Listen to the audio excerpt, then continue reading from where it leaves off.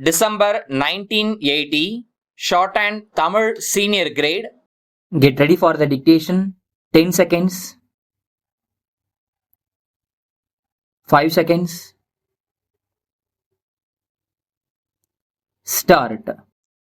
நெடுங்காலமாக பொருளாதார நிபுணர்களும் அரசியல்வாதிகளும் தொழிலாளி முதலாளி, ஏழை பணக்காரன், பாமரன் படித்தவன், பின்தங்கிய முன்னேறிய பகுதிகள் இவை போன்ற வேறுபாடுகளை சுட்டிக்காட்டியுள்ளனர். இந்த வேற்றுமைகள் நிலவுவது உண்மை. இவை அகற்றப்பட வேண்டும் என்பதை யாரும் மறுக்க முடியாது.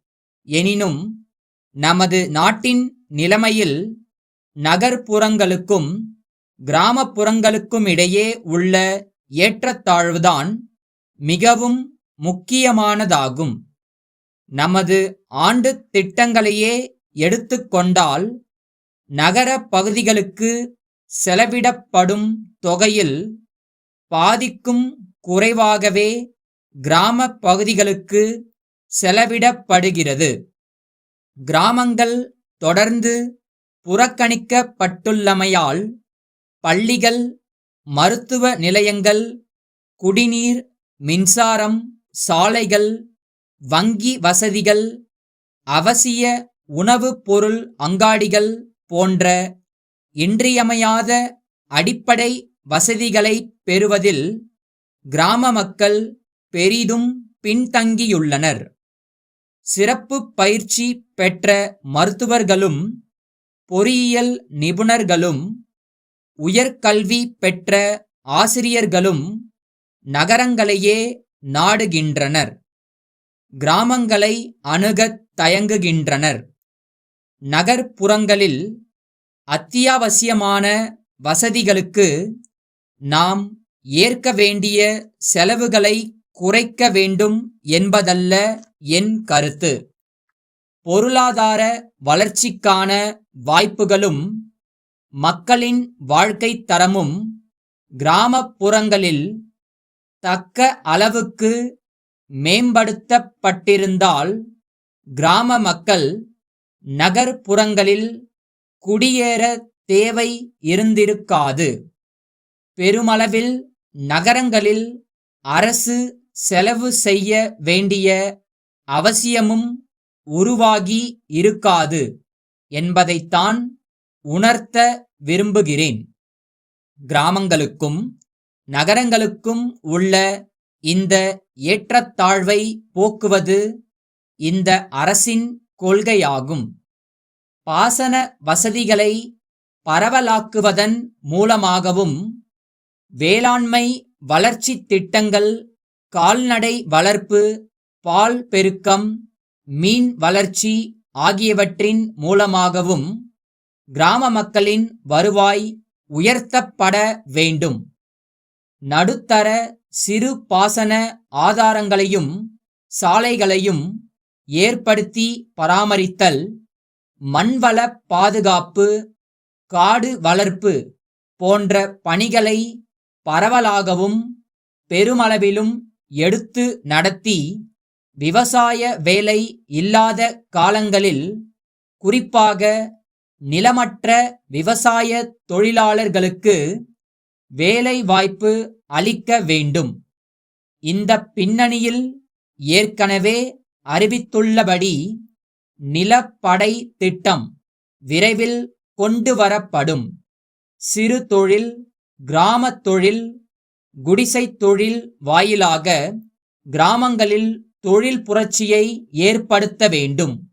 ஒவ்வொரு வருவாய் கிராமத்திலும் நியாய விலை கடைகளை அமைப்பது சிறு விவசாயிகள், மீனவர்கள், கைத்தறி நெசவாளர்கள் போன்றவர்களுக்கு கடன் வசதியையும் விற்பனை வசதியையும் அளிப்பது.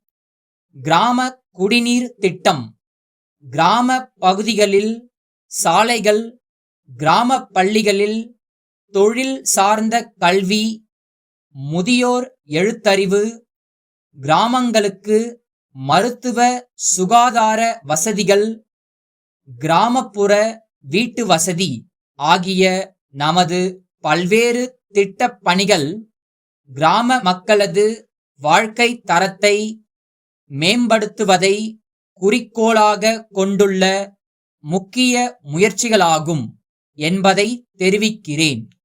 சென்னை, மண்ணடி மன்னார்சாமி, கும்பகோணம் கோவிந்தசாமிக்கு எழுதிக் கொண்டது.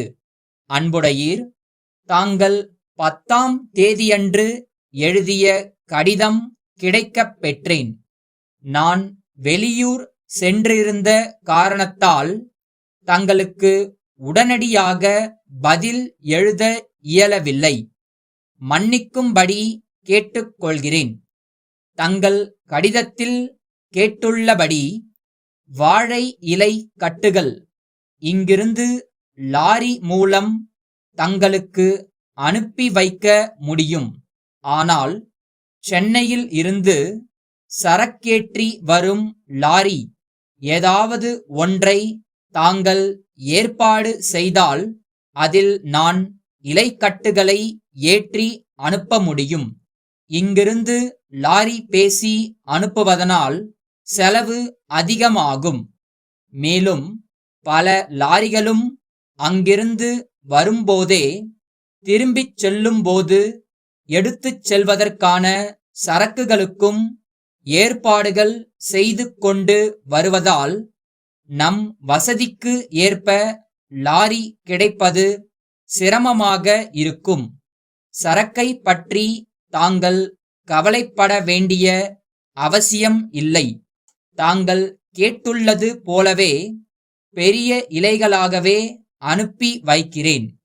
என்றைக்கு தங்களுக்கு சரக்கு வேண்டும் என்பதற்கும் தாங்கள் அங்கிருந்தே லாரி பேசி அனுப்ப முடியுமா என்பதற்கும் கடிதம் எழுதினால் அதன்படி சரக்குகள் அனுப்ப ஏற்பாடு செய்கிறேன். தங்கள் அன்புள்ள